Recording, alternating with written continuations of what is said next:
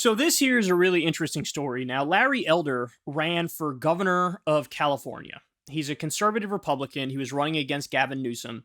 And understand that he basically is a talk radio host. He's a right-wing talk radio host. He came up in the 1990s. You know, he was part of the Rush Limbaugh wave, let's call it. And he is a deeply, deeply far-right guy. Well, he claims he actually met the criteria to get on the debate stage. That's what he claims. And then he's saying the RNC is keeping him off the debate stage anyway. So look at this. This is in the Daily Beast. Larry Elder says he's suing the RNC after not qualifying for debate. Republican presidential hopeful Larry Elder is taking legal action against the party's national leadership after he was told he wouldn't qualify for Wednesday's debate. Elder tweeted Tuesday the intent to sue the RNC to halt the debate this week. Quote, "I said from the beginning that it appeared the rules of the game were rigged. Little did we know just how rigged it is," Elder tweeted. "For some reason, the establishment leaders at the RNC are afraid of having my voice on the debate stage." The presidential longshot attached an image with more information on his qualifications, all of which he claimed his campaign met. But Elder said his polling qualification was challenged by the RNC on the basis that he used Rasmussen poll numbers put out by a company that supposedly has ties to Donald Trump. Quote, "Rasmussen Polls is a reputable, nationally recognized firm and one of only 3 polling firms who accurately predicted the outcome of the 2016 presidential election," Elder said. So this is his tweet.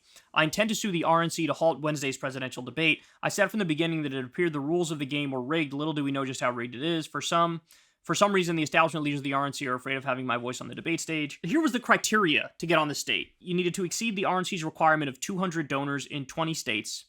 Apparently, Larry Elder nearly doubled that with 200 donors in at least 37 states. He needed to meet the RNC's polling requirement of at least 1% in select polls and provide the detailed crosstabs of such polls.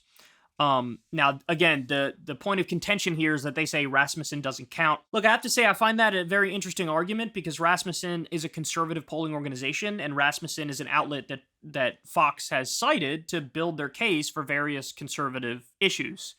So to use it selectively, that seems a little sketchy. It seems like if you're going to use it sometimes to make your argument, you should also be using it in this instance. Signing the Beat Biden loyalty pledge to support the ultimate GOP nominee. He signed that, agreeing to allow the RNC to view our WinRed fundraising totals, which exceed their requirements, other pertinent required information to participate in the debate.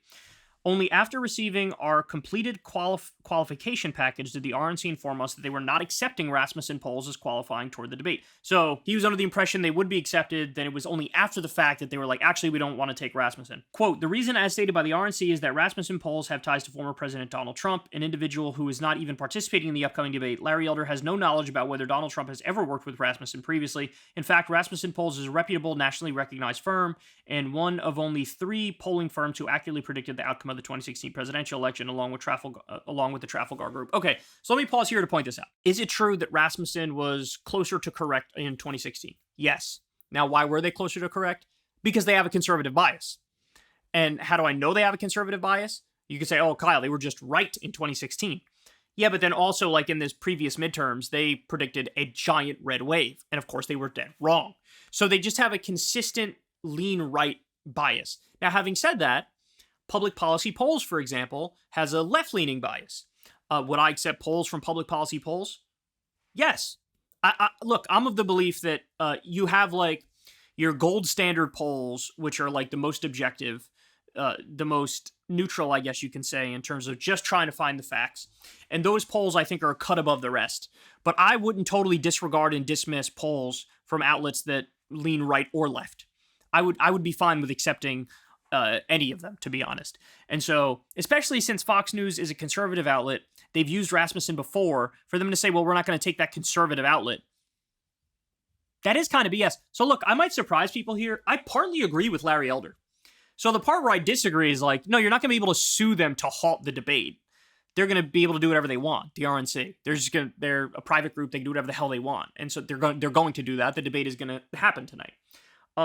But having said that, do I think he should be on the debate stage? Yeah, if all this stuff is true, that he met all these requirements, and the only point of contention is the Rasmussen thing, yeah, I just think they're trying to keep him off the debate stage. Now, look, I'd understand why they want to keep him off the debate stage. The field is already super crowded. He is still, regardless of what he might say, he is still one of the bottom tier candidates. But That's the whole point of the debate, is like, give everybody a hearing and then let the people make their mind up.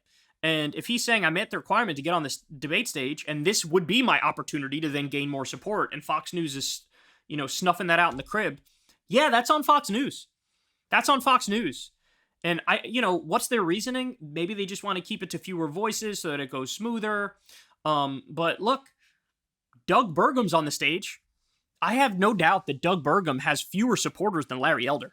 Like, Larry Elder, he got draxed by Gavin Newsom, but, he got millions of California voters to vote for him, right? So probably some of those California voters might still be pro Larry Elder. He definitely has more support than Doug Burgum. By the way, Asa Hutchinson and Doug Burgum, how did they get on the stage? I can't speak to Asa, but I can speak to Doug Burgum. There was that article about how it's like if you donate $1 to him, he gives you like a $20 gift card or some shit like that. It's like some weird scam type thing. And it just doing that to reach the small donor threshold, and it total hatchet job, scam, scheme bullshit. And Fox lets that slide, but you're going to kick off Larry Elder because he used a Rasmussen poll? Come on. It's so selective. And look, final point here, like, this is what the establishment does, right? Whether it's the RNC or the DNC, they have in their mind, these are the acceptable candidates that we deem acceptable. And now you'll have the choice from these people who we predetermined. But you know what, man? Maybe you shouldn't be the one to predetermine it. Why should you be the one to predetermine it? Let the people have their say and show them every option on the menu. And so how they limit and narrow the scope of the debate is annoying to me. It really is. And I disagree with Larry Elder on everything. The guy is anti-minimum wage. The guy's wrong about everything. But he should absolutely be on that debate stage. I hate RFK on the Democratic side. Him and Marianne should definitely be allowed to debate Biden. It should be mandated by law that we have a debate, and it should be on the Republican side as well. So, in a weird way, I don't agree with Larry Elder that we should halt the debate. I agree that the RNC should just let him on the debate stage. So, yeah, he is kind of getting screwed here. And, this is obviously the death knell for his campaign was when he launched in the first place in the era of Trump.